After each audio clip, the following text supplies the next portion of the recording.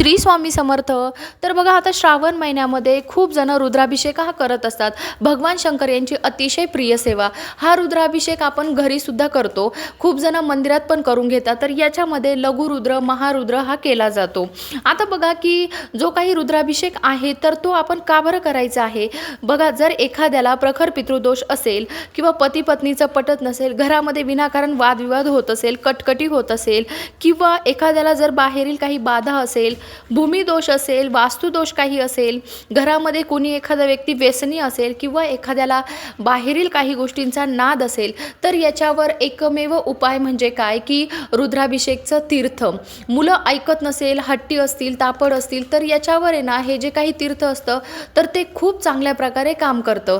आणि बघा की आता आपण ह्या रुद्राभिषेकमध्ये खूप सारे मंत्र स्तोत्र म्हणत असतो, तर त्याच्यामुळे ह्या पाण्यामध्ये खूप ताकद येते. हे जे काही तीर्थ असतं ना तर ते अगदी अमृतासमान काम करतं. आजारी व्यक्तींना तर हे तीर्थ खूप जास्त महत्त्वाचं असतं. आता हा रुद्राभिषेक कसा करायचा हे आपण बघूया. रुद्राभिषेक हा कसा करायचा आहे तर जी काही खाली व्हिडिओची लिंक दिलेली आहे त्याच्यावर क्लिक करा. पूर्ण रुद्राभिषेक हा तुम्हाला मिळून जाईल. श्री स्वामी समर्थ.